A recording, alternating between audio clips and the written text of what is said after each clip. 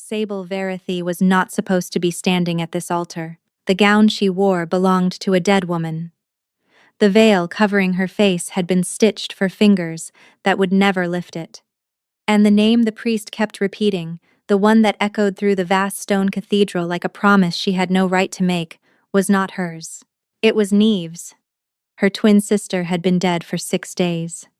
6 days of secret burials in unmarked graves, of forged letters claiming illness, of Sable learning to sign her sister's name until the loops matched perfectly. 6 days of becoming someone else because the alternative was watching her entire family destroyed. The Alpha King of Valdren stood before her, his back straight, his ceremonial armor catching the candlelight like black water. Cardan Ashvale. She had heard stories about him since childhood. The youngest king to ever unite the northern Pax. The one who had ended the border wars with a single brutal campaign that left 3 rival Alphas dead and their territories absorbed into his own. They called him the Winter Wolf, said his eyes could freeze a man's blood from across a battlefield.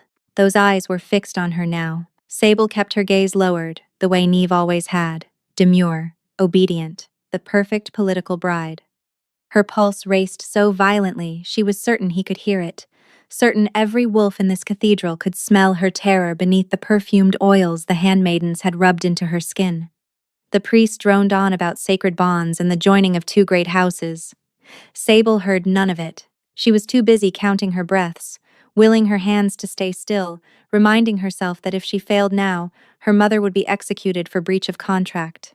Her younger brother would lose his position at court. Everything her father had built before his death would crumble. Neve had understood that. Neve had agreed to this marriage to save them all. And then Neve had died. The priest paused, and Sable realized with a jolt of panic that she had missed her cue. The cathedral had gone silent. 200 witnesses held their breath, waiting for the bride to speak her vows. She opened her mouth. I, Neve Verithe, daughter of House Verithe, do pledge myself. The Alpha King moved. It was subtle, barely perceptible. A single step closer, closing the distance between them until she could feel the heat radiating from his body, until his shadow fell across her face. His hand rose, and for one terrifying moment she thought he was going to rip the veil away, expose her in front of everyone. Instead, he leaned in.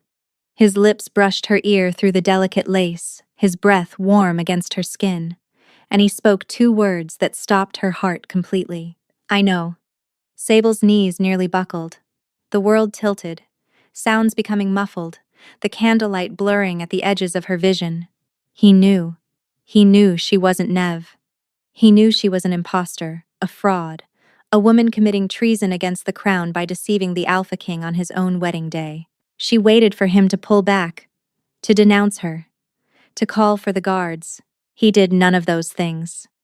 Instead, Cardan Ashvale straightened, his expression perfectly composed, and said in a voice that carried through the cathedral, "Continue." The priest stammered, confused by the interruption. "Your Majesty?" My bride was overcome with emotion. Cardan's tone was flat, brooking no argument. "She's recovered now. Continue the ceremony." Every instinct screamed at Sable to run, to confess, to do something other than stand frozen while the most dangerous alpha on the continent covered for her lie. But she couldn't move, couldn't think, couldn't do anything except let the priest finish speaking, let Cardan slide a ring onto her trembling finger, let herself be pronounced the Alpha Queen of Valdren. When he lifted her veil, his gray eyes met hers with an intensity that made her forget how to breathe. Up close, he was devastating. Sharp cheekbones, a jaw that seemed hewn from mountain stone, lips pressed into a line that could have been cruel or merely controlled, but it was his gaze that pinned her in place. Those pale winter eyes that saw straight through every layer of deception she had wrapped around herself. He kissed her, brief, formal, his lips barely grazing hers before pulling away. But when he drew back, his hand still cupping her jaw, he whispered again, so quiet only she could hear. "Tonight, little imposter, we talk." The cathedral erupted in cheers. Sable smiled the way Neve would have smiled, gracious and serene, while her mind raced with a single paralyzing question. If he had known all along, why had he let her go through with it? The night Neve died, it was raining. Sable remembered that detail with painful clarity. The way the water had streaked down the windows of their family's townhouse, blurring the street lamps into smears of gold. The way the thunder had masked the sound of hooves until the rider was already at their door, pounding with a desperation that made her mother drop the teacup she'd been holding. The message was brief. An accident on the mountain pass. The carriage carrying Neve to her final dress fitting before the wedding had lost a wheel, tumbled down an embankment. The body had been recovered, but barely recognizable. Sable had not believed it. Not at first. Neve was careful, methodical, the twin who planned everything down to the last detail. She didn't have accidents. She didn't make mistakes. She was supposed to marry the Alpha King in 7 days and secure their family's future forever. She wasn't supposed to die in a mudslide on a rain-slicked road. But the body they brought home wore Neve's ring, Neve's locket, Neve's dress, torn and stained with blood that had long since stopped flowing. Sable had held her sister's cold hand and felt something inside herself shatter. Their mother's wail had filled the house like a living thing, a sound Sable would hear in her nightmares for years to come. But beneath the grief, she had seen something else in her mother's eyes. Fear, raw, calculating terror. The contract, her mother had whispered, once the initial shock had faded. The marriage contract with King Carden. If Neve cannot fulfill it. Mother. Sable's voice had been hoarse. Neve just died. And if we cannot provide a bride, we die too. Her mother had gripped her shoulders, fingers digging in hard enough to bruise. You don't understand. Your father signed that contract in blood. A Vareth daughter will marry the Alpha King, or House Vareth forfeits everything. Lands, titles, our lives. It's not just breach of promise, Sable. It's blood debt. Then we explain. We tell the king what happened. Surely he would grant an extension, find another arrangement. The king needs this marriage before the summit of Alphas. He's facing challenges from rival packs. Without a bonded queen at his side, his enemies will claim he's unfit to lead. Her mother's eyes had been wild. He won't grant anything. He'll take what's owed. The implication had settled over Sable like a shroud. You want me to take her place. You're identical. You know her mannerisms, her voice, and her habits. No one outside our household has met her in 3 years, not since she was promised to Valdrin and went into formal seclusion. The king himself has only seen her portrait. This is insane. This is survival. Sable had looked at her sister's body, at the face that mirrored her own, and felt the weight of an impossible choice crushing her chest. She could refuse. Let her family burn. Let her mother and brother pay the price for a contract her father had signed before she was old enough to understand. Or she could become a ghost, step into her sister's skin, and pray that no one ever discovered the deception. She had buried Neve in secret that night, in the garden beneath the willow tree where they had played as children. No funeral, no mourners, just Sable, her mother, and a grave that would never bear a name. By morning, Sable Varethe had ceased to exist. And Neve Vareth had risen from the dead just long enough to marry a king. The bridal chambers were obscenely beautiful. Sable stood in the center of the room, taking in the massive 4-poster bed draped in silver silk, the fire crackling in a hearth large enough to roast a boar, the windows overlooking moonlit mountains that stretched toward the horizon like sleeping giants. Everything smelled of pine, and something darker, muskier. Him. She was alone. The handmaidens had undressed her, helped her into a nightgown of sheer white lace that left nothing to imagination, and departed with knowing smiles. They expected the Alpha King to claim his bride tonight, to complete the bond that would make her his queen in more than just name. Sable paced the room like a caged animal. He knew. He had whispered it at the altar, had let her feel the full weight of that knowledge before allowing the ceremony to continue. Which meant this entire marriage was a performance, a game she didn't understand, and she was walking into his territory without a single weapon. The door opened without warning. Carden entered like he owned the space, which, of course, he did. He had shed the ceremonial armor, now dressed simply in a black linen shirt and dark trousers that did nothing to diminish his presence. If anything, the casualness made him more dangerous, more real. He closed the door behind him. The lock clicked into place. "Leave the window," he said, before she could move. "You won't make it 3 steps before my guards catch you, and I'd hate to explain why my new bride was fleeing on her wedding night." Sable steadied herself. "I wasn't going to run." "No?" He moved toward the fire, pouring himself a drink from a crystal decanter. "You've been calculating escape routes since you walked in here." The window, the servants' passage behind the tapestry, the balcony that leads to the eastern tower. Your eyes keep moving. Force of habit. Survival instinct. He turned, glass in hand, studying her with those unnerving pale eyes. "It's one of the reasons I chose you." The words didn't make sense. Sable shook her head slowly. "You chose Neve. I chose a Verithe bride. The contract specified a daughter of your house, not a specific daughter." He took a sip. "When my sources reported that your sister died 6 days ago, I waited to see what your family would do, whether they would confess and beg for mercy, or whether they would attempt something more creative." Sable's blood turned to ice. "You knew before the ceremony." "I knew before you arrived in Valdrin." He set down the glass and approached her, moving with the deliberate grace of a predator who had no need to rush. "My spies are very thorough. I know that your sister's carriage lost a wheel because the axle was sabotaged. I know that the accident was arranged by someone who wanted this marriage to fail. And I know that you, Sable Veritha, buried your twin in an unmarked grave and took her place rather than let your family suffer the consequences." He stopped an arm's length away, close enough that she could see the faint scars on his jaw, the silver threads in his dark hair. "You knew it was murder." Her voice came out strangled. "You knew, and you said nothing." "I said nothing because I needed you." His gaze held hers, unyielding. "I'm facing a coup, Sable. Corvin Blackmere, my chief advisor, is conspiring with the Ashford Pack to challenge my right to rule. The summit of Alphas is nearly upon us, and if I arrive without a bonded queen, they'll use it as proof that I'm unfit to hold the throne.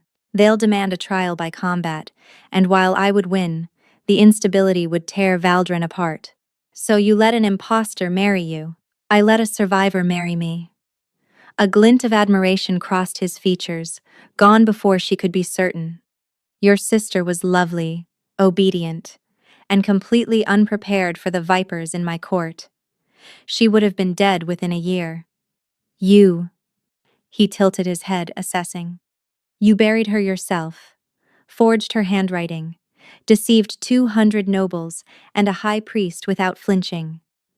You're either the bravest woman I've ever met, or the most desperate. Either way, you're exactly what I need." Sable's mind raced. "What are you proposing? A partnership? You play the role of my queen until the summit is over and my position is secured. In exchange, I'll help you find out who murdered your sister." His voice dropped lower. "Because, make no mistake, Sable, someone wanted her dead, and they're still out there. They may come for you next, once they realize the deception. And the bond?" She gestured between them. "A marriage isn't complete without—" "The bond can wait." His jaw tightened almost imperceptibly.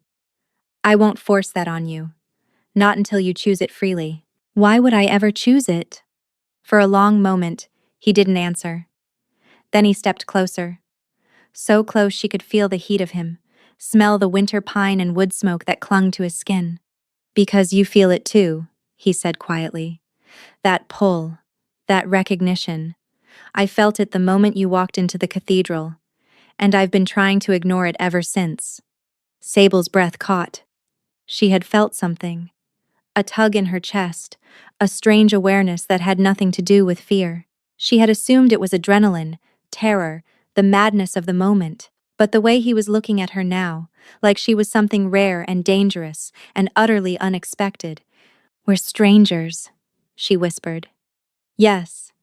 He reached up, his fingers brushing a strand of hair from her face. The touch was light, barely there, but it sent a shiver cascading down her spine. "But something tells me we won't be strangers for long." He stepped back abruptly, the moment broken. "Get some sleep. Tomorrow you meet my court. And Sable?" He paused at the door, glancing over his shoulder. "Don't trust anyone." Not my advisors, not my guards, not the servants who smile too sweetly. Someone in this castle wanted your sister dead, and they might want me dead too. His smile was cold and sharp. That's what I'm counting on. When they come for you, we'll finally know who they are. The door closed behind him, and Sable sank onto the edge of the bed, her thoughts spiraling. She had expected exposure, punishment, death. Instead, she had found something far more dangerous. An alliance with a wolf who hunted his enemies with patience and precision, who had chosen her not despite her deception, but because of it. And somewhere in this castle, hidden among the smiling faces and bowing servants, was the person who had murdered her sister. Sable clenched her fists in the silk sheets. They had made one mistake. They had assumed that killing Neve would end the threat. They hadn't counted on Sable. Morning came too soon. Sable had barely slept, her mind churning through everything Carden had revealed. Murder, conspiracy, a coup brewing in the shadows. And somewhere in this castle, the person responsible for putting her sister in the ground. A knock at the door made her jolt upright. Your Majesty?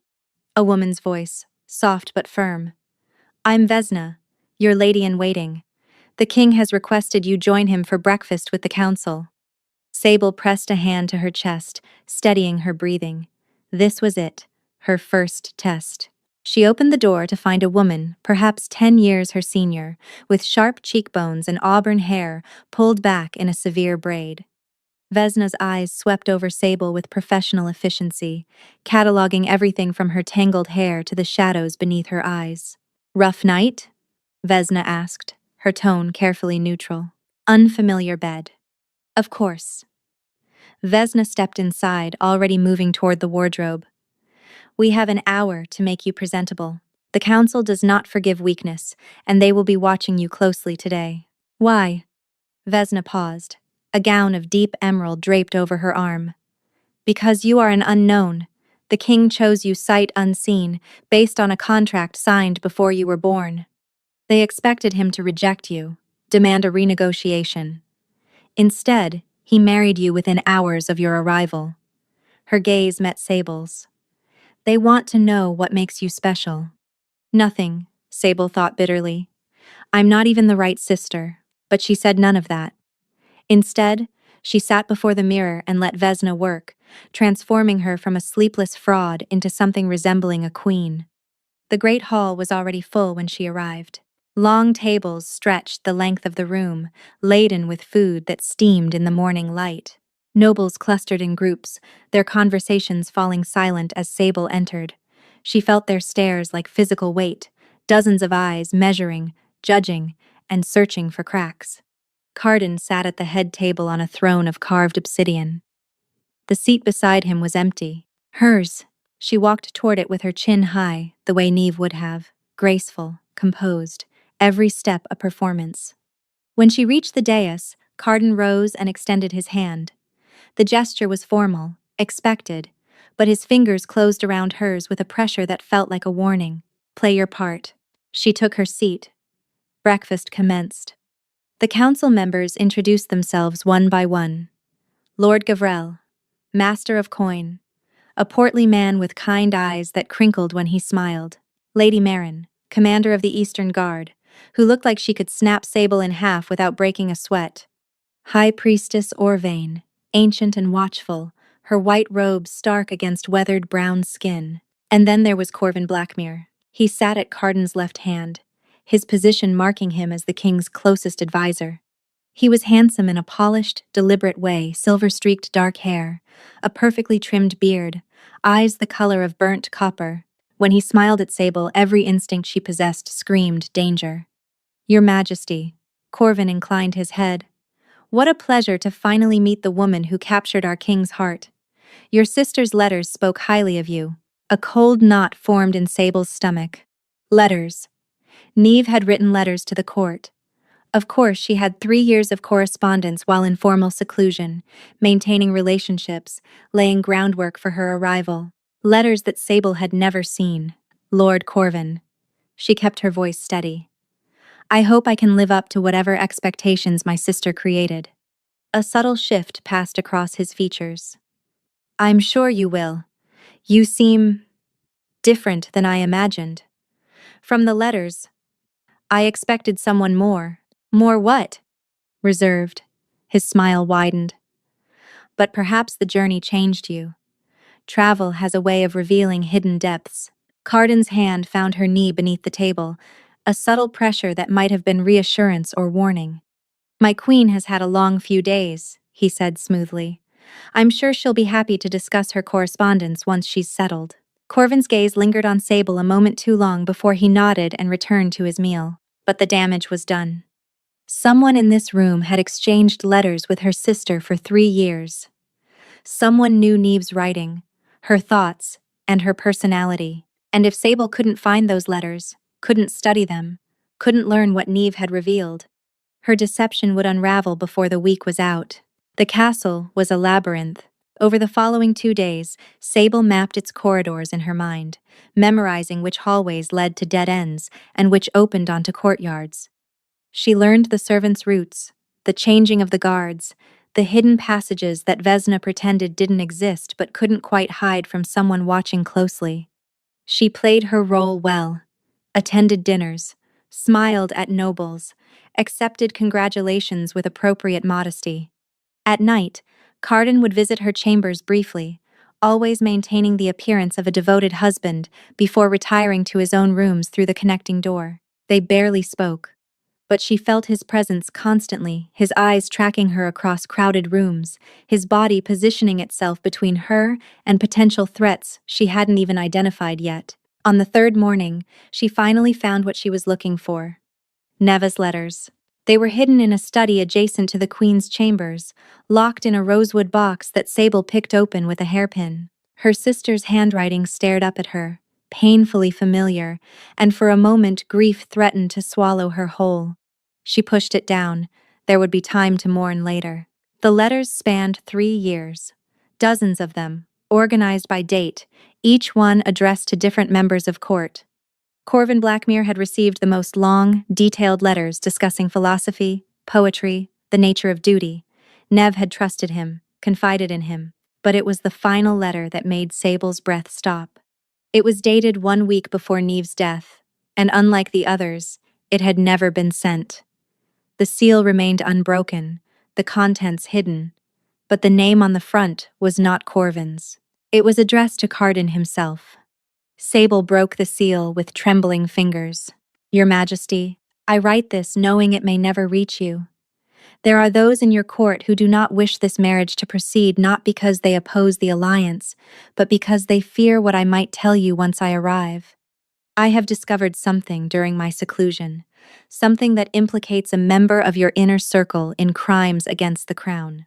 I dare not commit the details to paper, but I must warn you.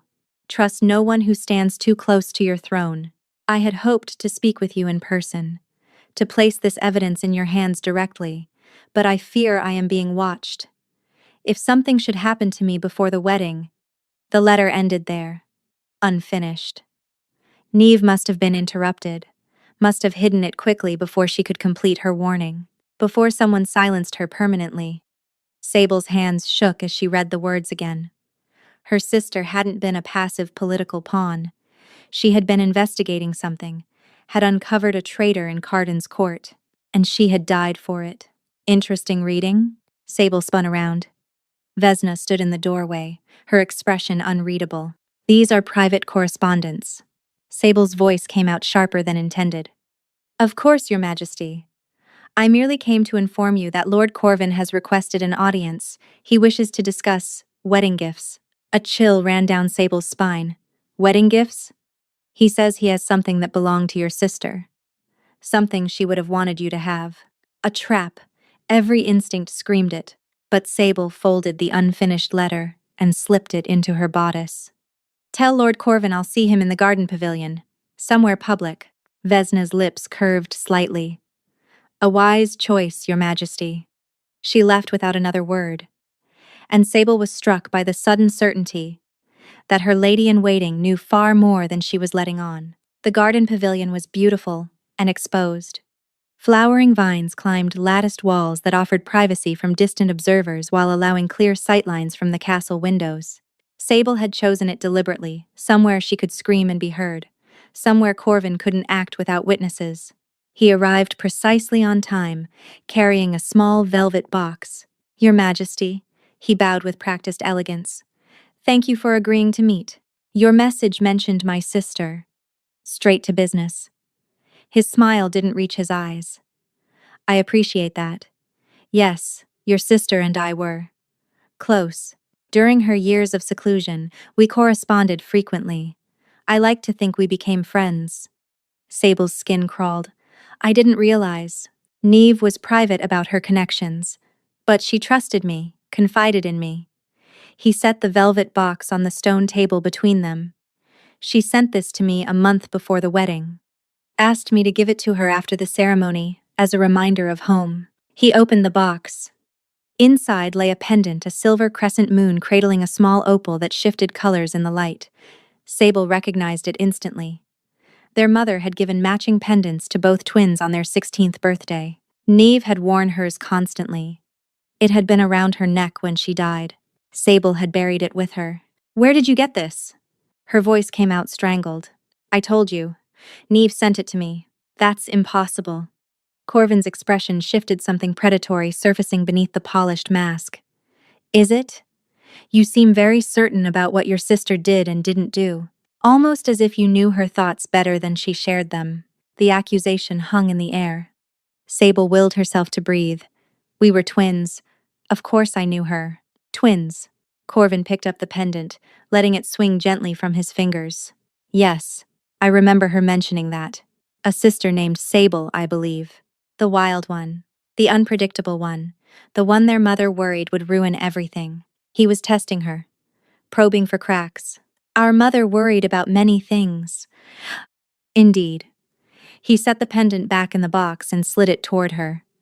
Take it. A gift. In honor of your marriage. And perhaps. He leaned closer, lowering his voice, a reminder that I knew Neve very well. Well enough to notice if something seemed different. Sable's chest tightened. He knew. Or he suspected enough to be dangerous. Are you threatening me, Lord Corvin? Threatening the Queen? His laugh was soft, chilling. I would never. I'm merely offering my friendship, Your Majesty. In this court, you'll find few enough genuine allies. Best to recognize them when they present themselves. He straightened, resuming his mask of courtesy. The summit of Alphas begins tomorrow. Rival packs will be watching your every move, searching for any sign that this marriage is less stable than it appears. I hope, for all our sakes, that they find nothing. He bowed and departed, leaving Sable alone with a pendant that should have been rotting in a grave, and the absolute certainty that Corvin Blackmere was either her sister's killer or knew exactly who was. She reached for the box with numb fingers. The pendant felt warm, almost alive, pulsing with a faint energy that made her palm tingle. When she turned it over, she found something that stopped her breath entirely. An inscription on the back. Tiny letters, freshly engraved. I know who you are. Sable didn't sleep that night. She sat in her chambers, the pendant clutched in her palm, its inscription burning into her mind like a brand. Someone had dug up her sister's grave. Someone had taken this from Neve's cold, dead body and delivered it as a message. I know who you are. The connecting door opened without warning. Carden entered, still dressed from some late meeting, shadows beneath his eyes suggesting he hadn't slept either. He took one look at her face and crossed the room in 3 strides. What happened? Sable handed him the pendant without a word. He turned it over, read the inscription, and his expression went absolutely lethal. For a moment, she glimpsed the Alpha King who had ended wars, the one who executed traitors without flinching. Corvin gave you this? He claimed Neve sent it to him. But I buried this with her, Carden. I clasped it around her neck myself before we covered the grave. He exhumed her body. The words came out low, dangerous. He violated her grave to send you a message. Or someone did it for him. Sable's voice cracked despite her efforts. She's been dead for barely 2 weeks, and they couldn't even let her rest. Carden set the pendant down carefully, as if restraining himself from crushing it. Then he did something unexpected. He pulled her into his arms. Sable went rigid with shock. This wasn't part of their arrangement, wasn't the cold political alliance they had agreed upon. But his arms tightened around her, one hand cradling the back of her head, and something inside her shattered. She cried. For the first time since finding Neve's broken body, she let herself truly grieve. The sobs tore through her, ugly and raw, and Carden held her through all of it. He didn't speak, didn't offer empty platitudes, just let her fall apart against his chest while the fire crackled and the night pressed against the windows. When the tears finally subsided, she pulled back, embarrassed. "I'm sorry, that wasn't. Don't." His thumb brushed her cheek, wiping away the wetness. "Don't apologize for mourning your sister. We barely know each other. Then, let's change that." He guided her to the chairs by the fire, settling across from her rather than leaving. "Tell me about her. The real Neve, not the political bride in the letters." Sable hesitated, but something in his gaze, patient, genuinely curious, made her speak. She was braver than anyone knew. Everyone thought she was meek, obedient, but that was armor. She watched everything, learned everything. She could read a room in seconds, know exactly who was lying and who could be trusted. Her voice softened. "She was supposed to be the one who saved us, the smart one, the careful one. I was just the spare. And yet you're the one who buried her in secret, stole her identity, and walked into a hostile court without flinching." Carden leaned forward. "You're not a spare, Sable. You're a survivor. Surviving isn't the same as living." "No." His eyes held hers. "But it's the first step." The moment stretched between them, fragile and strange. Sable became acutely aware of his proximity, the firelight playing across his features, the way his gaze dropped briefly to her lips before snapping back up.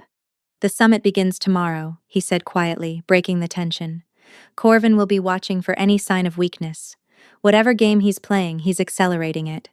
"Then we accelerate too." Sable straightened, willing steel back into her spine. Neve discovered something about a traitor. Her unfinished letter mentioned evidence.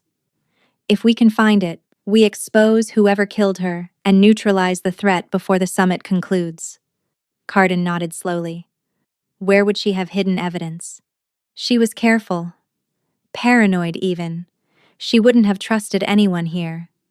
Sable thought of her sister's habits, the way she tucked important things close. Her trunk, the one that had been sent ahead to the castle before her final journey. "I haven't opened it yet." "Then we open it tonight." They moved together through the darkened castle, navigating corridors with practiced stealth.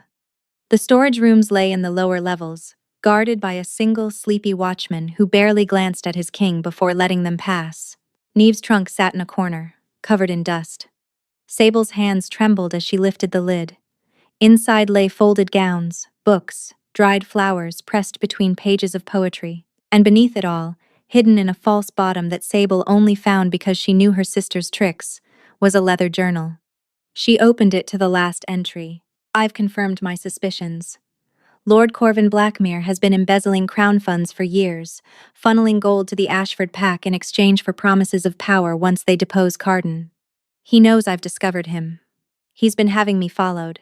If something happens to me, this journal must reach the king. The proof is here: account ledgers, correspondence, names of every noble involved in the conspiracy. I should have been more careful, but I couldn't let them succeed.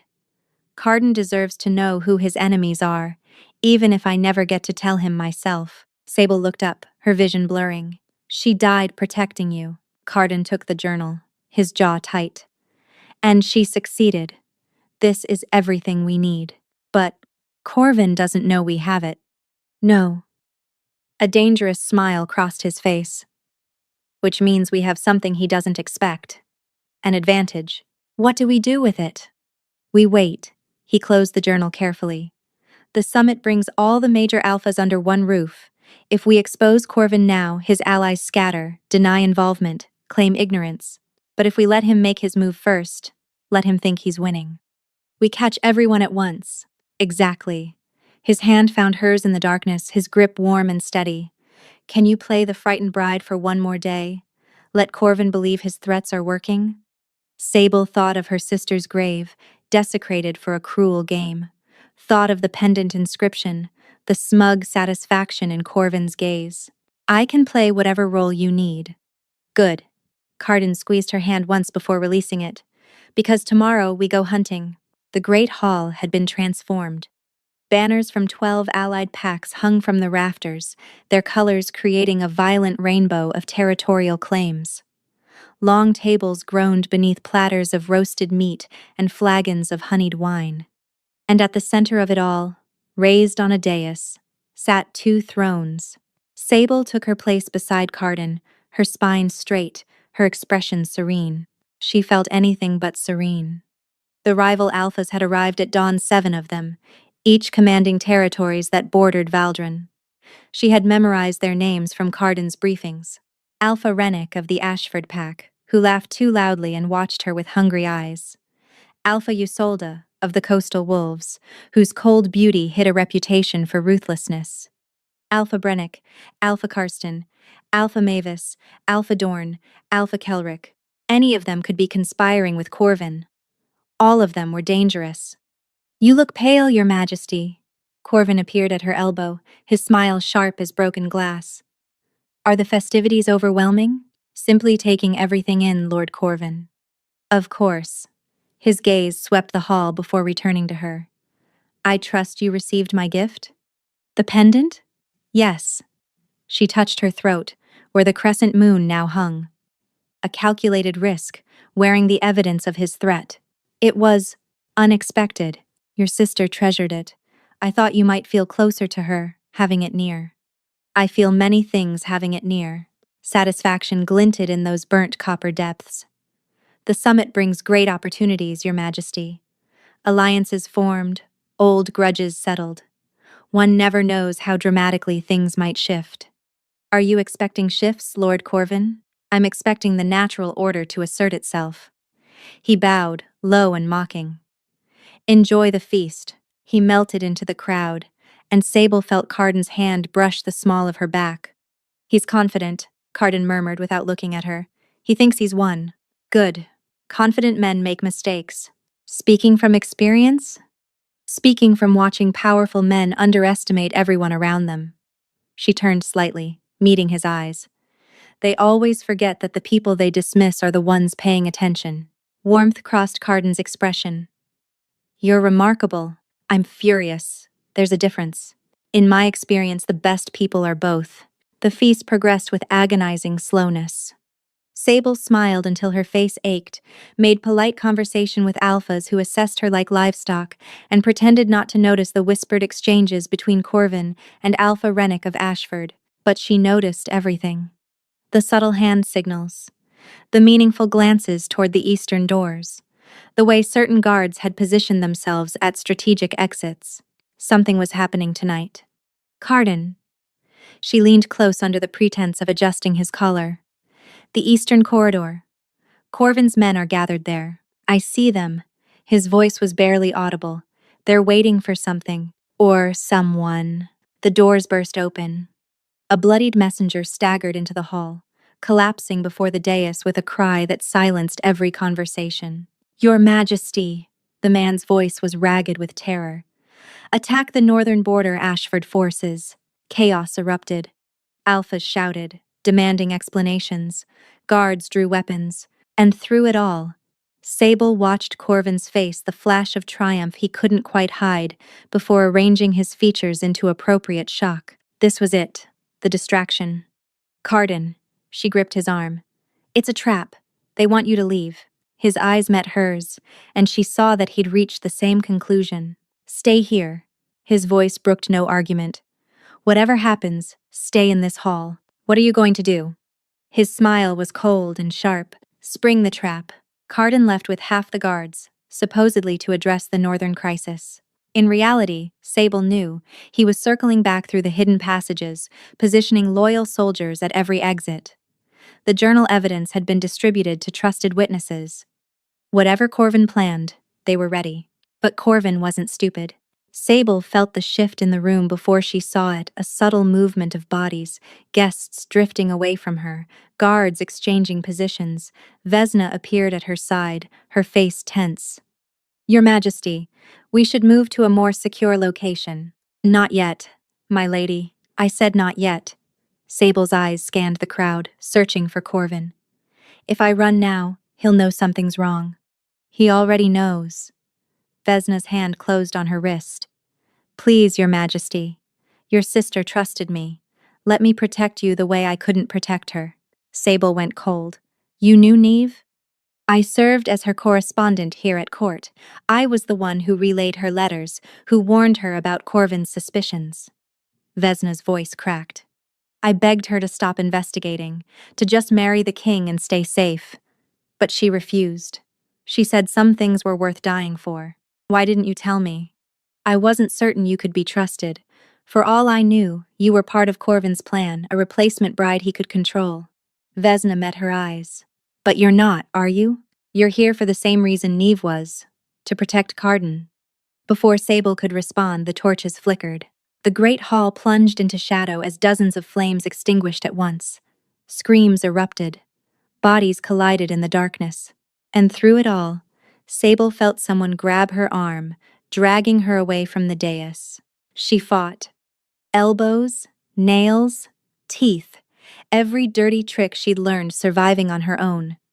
Her captor grunted in pain as she connected with something soft, but his grip didn't loosen. Stop fighting, Your Majesty. Corvin's voice in her ear, his breath hot against her neck.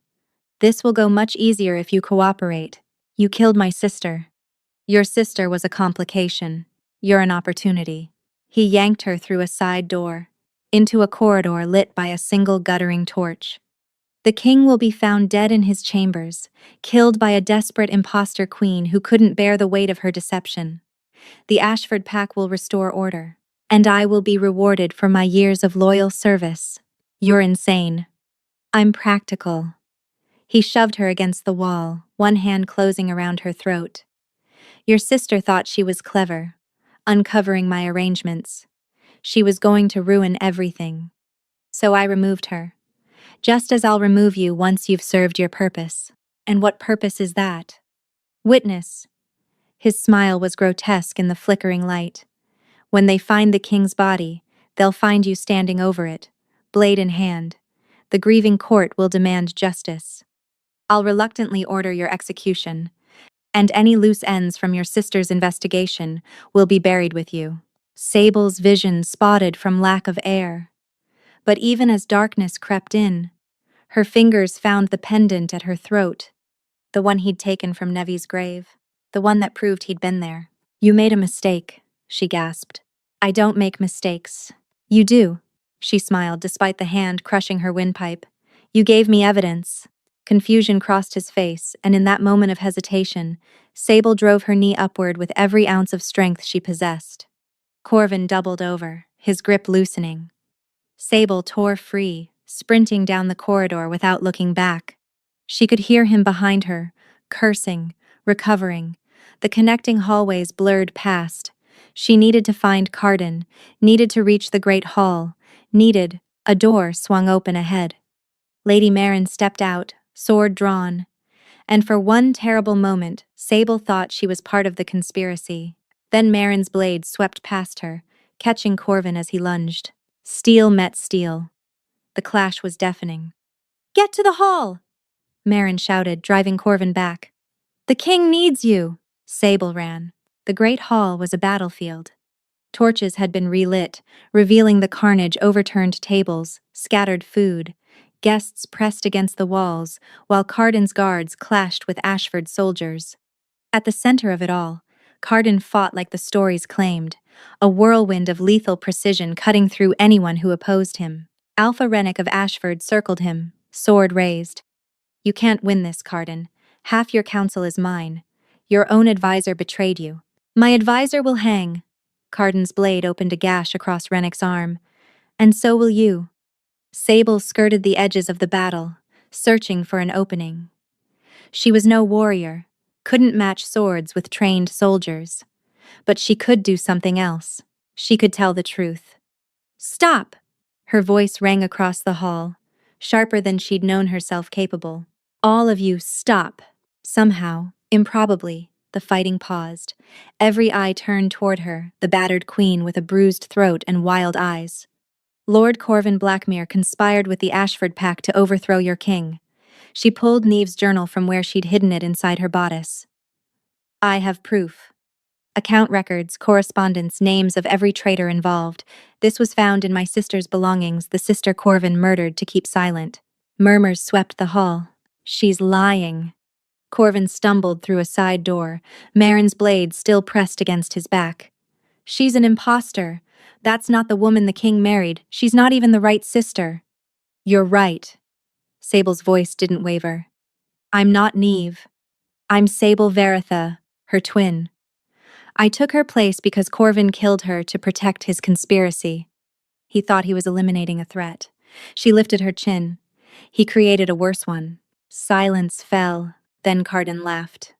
It was a dark sound, filled with grim satisfaction. He crossed the hall, stepping over groaning bodies, until he stood before Sable. His hand cupped her face, tilting it up to meet his gaze. I knew, he said, loud enough for everyone to hear. I knew from the moment she arrived.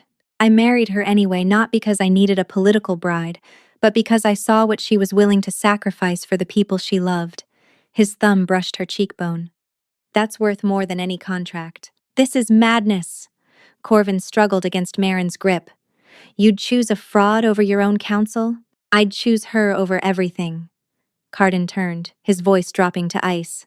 Take him. Take Rennick. Take every traitor whose name appears in that journal. The executions will be public, so no one ever forgets what happens to those who betray Valdren. Guards moved efficiently, binding the conspirators. The rival alphas watched in stunned silence as their fellow leaders were dragged away in chains. Sable's legs gave out. Carden caught her before she hit the ground, sweeping her into his arms as if she weighed nothing. He carried her from the hall, away from the blood and chaos, to a quiet antechamber where the sounds of aftermath faded to murmurs. He set her down on a velvet couch, then knelt before her. It's over. Is it? Her voice shook. Your court knows I'm a fraud. Your enemies know I deceived everyone. How can you possibly? You saved my kingdom. He took her hands, his grip warm and steady. You avenged your sister. You stood in that hall and told the truth when lies would have been easier. His eyes searched hers. Sable, I don't want the woman your sister pretended to be. I want you. The real you. The one who fights and grieves and refuses to break. You barely know me, then let me learn. He brought her hands to his lips, pressing a kiss to her knuckles. Not as a political arrangement. Not as a contract. Just two people who survived something terrible, choosing to survive together. Tears spilled down her cheeks. What about the bond? The mate bond you mentioned? I feel it. I've felt it since the altar. His voice roughened. But I won't trap you with it. When you're ready, if you're ever ready, the choice is yours. She looked at him, this fierce, terrifying, impossibly gentle man who had held her while she wept and fought beside her without hesitation. Ask me, she whispered. Ask you what? To stay. Ask me properly. Fire blazed in his gray eyes. Sable Veritha, will you stay? Not as a replacement for your sister, not as a political pawn, but as yourself, as my partner, as my queen, in truth. She kissed him. He made a rough sound against her mouth, his hand sliding into her hair, pulling her closer. The kiss was nothing like the formal brush at their wedding. This was desperate, hungry, and full of everything they hadn't allowed themselves to feel. When they finally broke apart, both breathing hard, his forehead rested against hers. Is that a yes? That's an absolutely. The executions were held 3 days later. Sable didn't attend, and Carden didn't ask her to. Some justice needed to be witnessed, other justice simply needed to be done. She watched from her window as the crowds gathered, heard the distant roar when the sentences were carried out, and felt nothing but cold satisfaction. Neve could rest now. The following weeks brought changes she hadn't anticipated. The rival alphas, shaken by the conspiracy's exposure, renewed their pledges of loyalty with unprecedented sincerity. Lord Gavrel and Lady Marin stepped into the council vacuum, bringing competence and genuine dedication. And the court, rather than rejecting Sable for her deception, seemed to embrace her for it. "You're one of us now," Vesna said, helping her dress for the formal bonding ceremony. "You fought for Valdrin. You bled for it. That matters more than which name you were born with." "Does it?" "Look around you." Vesna gestured to the window, where crowds had gathered to celebrate. "They're not here for Neve Verithe, political bride. They're here for Sable Verithe, the woman who exposed a conspiracy and saved their king." Sable turned to the mirror. The woman staring back wore a gown of deepest blue, silver thread catching the light like stars. Her mother's comb held her hair in place. Her sister's pendant lay against her heart. She was not replacing Neve anymore. She was herself, finally and completely. "Are you ready?" Vesna asked softly. Sable took a breath. "Yes." The bonding ceremony took place under a full moon.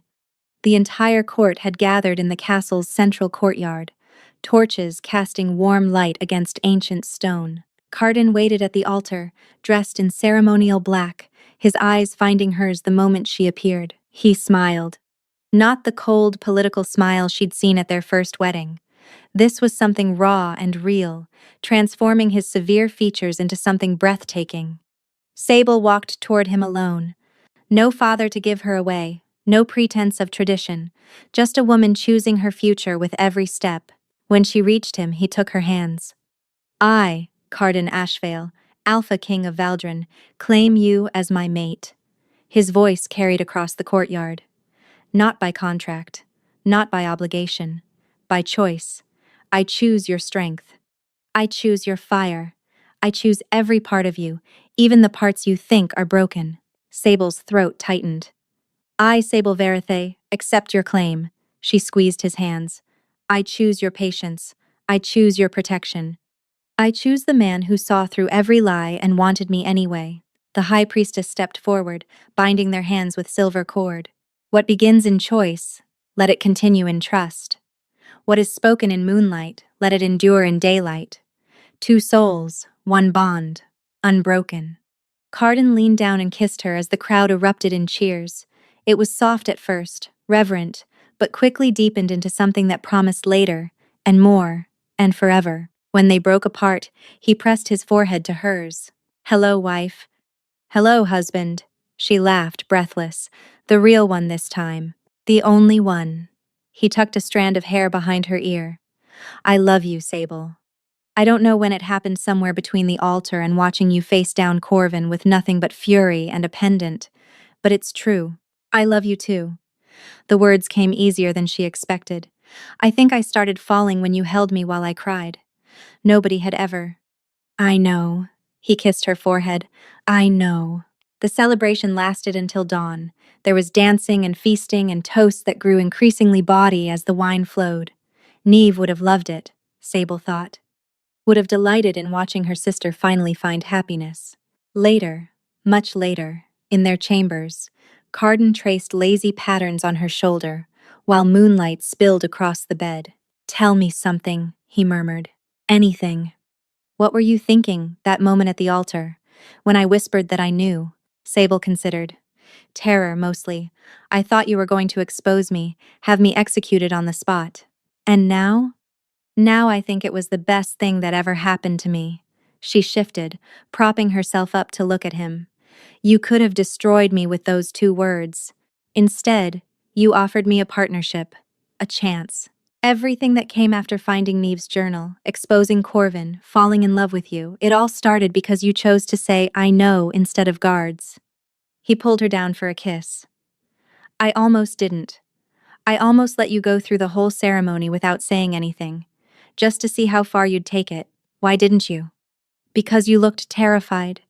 His hand cupped her face, "and something in me couldn't bear to see you afraid alone." She thought about that, about the strange alchemy of chance and choice that had brought them here. A dead sister, a desperate deception, a whispered secret that became the foundation of something real. "Neve would have liked you," she said quietly. "You think so?" "She loved fiercely, just like you. She would have seen past the fearsome reputation to the man underneath. Sable smiled. She would have been glad I found you. Carden kissed her palm. I'm glad you found me too. They fell asleep tangled together, the bond humming between them like a second heartbeat.